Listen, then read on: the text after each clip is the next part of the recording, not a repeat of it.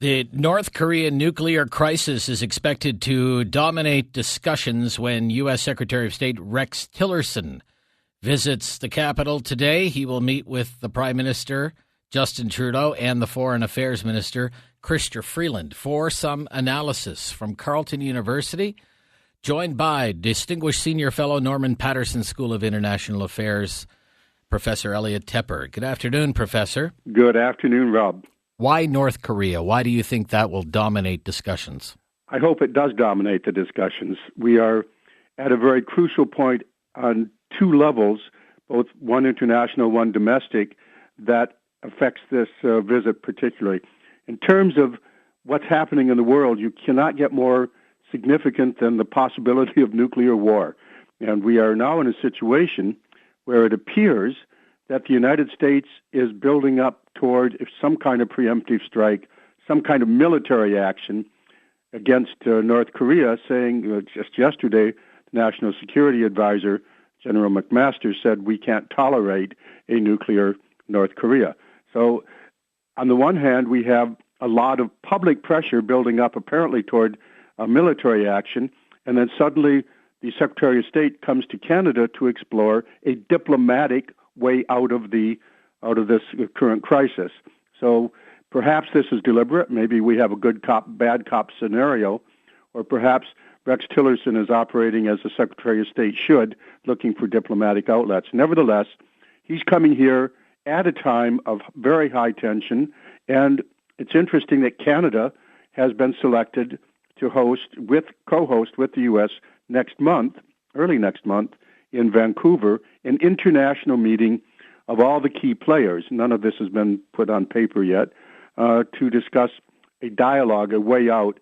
So if North Korea is looking for a way out, and if the international community that can affect North Korea, first and foremost China, and also Russia, is looking for an avenue, then this visit by Rex Tillerson is setting that up. Okay.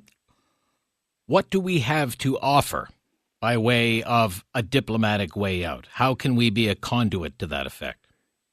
Just first of all, by our normal stance of an international fixer-upper, bridge builder, and so forth, building on the Canadian tradition, long established, of playing that kind of a role, a good office's role in international affairs. But more particularly, and I don't think this has gotten the recognition it should, Canada has demonstrated last August that we have access to North Korea and effectiveness with North Korea, because just as this crisis was building up, Rob, just when it was all fire and fury from Washington and bellicose and, missiles and nuclear tests, yes. As this crisis was building, Canada very quietly sent a senior delegation into North Korea to negotiate successfully the release of a Korean-Canadian citizen, Pastor Lim, who was he'd already served 2 years of hard labor on trumped-up charges. They got him out.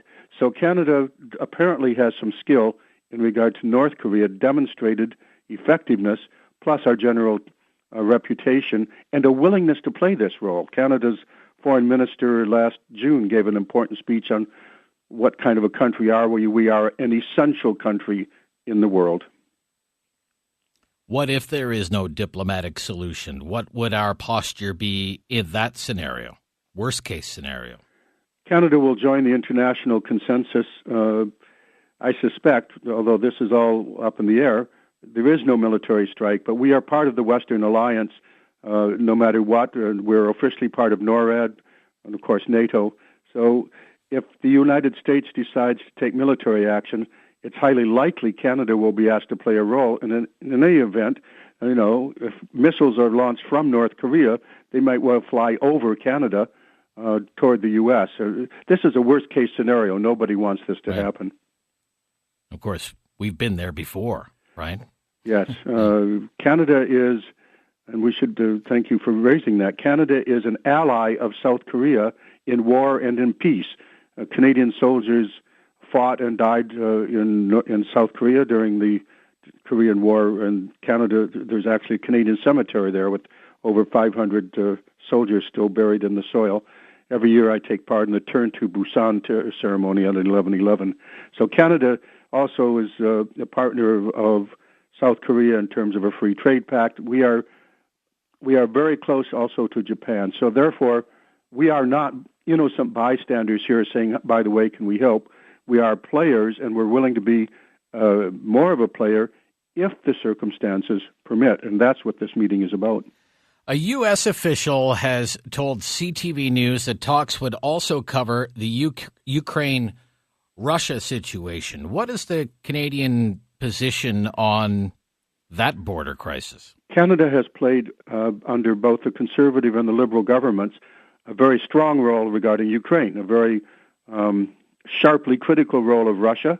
The previous Conservative government said, you remembered perhaps this incident where the Prime Minister Harper said to Putin, well, I guess I'll shake your hand, but you've got to get out of Ukraine, out of Crimea. So Canada has played a leading role, and of course Chrystia Freeland has a personal interest in Ukraine as well, our foreign minister.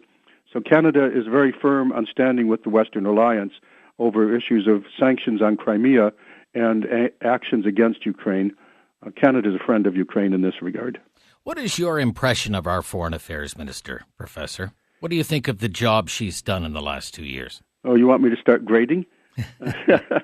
I think she's been an extraordinary asset for Canada. She came out of relative obscurity and has taken over a portfolio and has run that portfolio at a time of rapid change, keeping in mind it was just a year ago, November, that suddenly, most unexpectedly, Donald Trump was elected President of the United States. So she has worked very closely with the Prime Minister to come up with a rapid response to a rapidly changing situation with our closest ally and our biggest economic partner, our neighbor.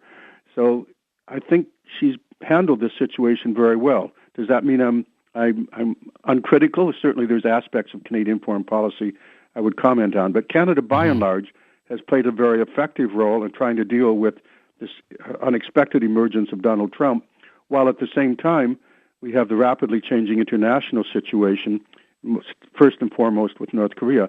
But keep in mind, not only is North Korea, the international dimension, going to come to the fore, but Rex Tillerson is coming at a very crucial time in terms of Canada-U.S. bilateral relations, most importantly NAFTA. And I'm sure that while he's here, Canada will be pressing its case with the Secretary of State that the NAFTA negotiations should be, in both countries' interests, successfully concluded. Yes, there are a number of trade irritants, right? We may find out later today about tariffs on Bombardier aircraft. We have the Canadian government effectively shutting out Boeing from bidding on a new fighter jet deal. Yes.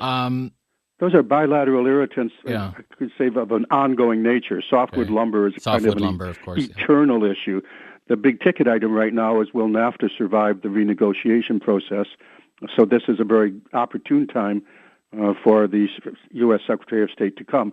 But the real question also is, does he really represent America's foreign policy? Because the President of the United States continues to undercut him.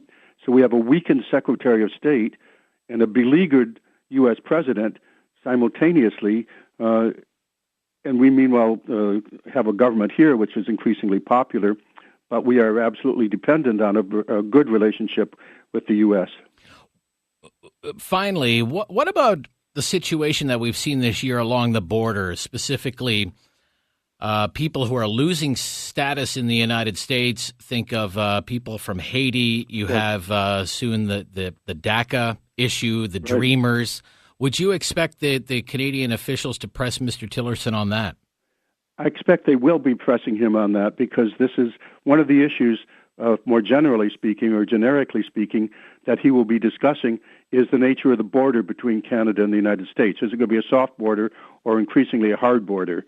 And having a soft border is in Canada's interest, but when it comes to protecting that border or using that border effectively when it comes to immigration is going to likely go up as the temperature rises, as the pressure on immigrants and refugees goes forward in the United States. So Canada does have an immediate situation, but if I may say so to our credit, we have maintained a public stance as a country that we are a country resting on diversity and welcoming to newcomers.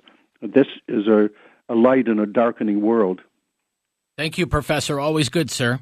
Oh, it's always a pleasure, Rob. Yeah, bye-bye. Professor Elliot Tepper, Carleton University Distinguished Senior Fellow, Norman Paterson School of International Affairs.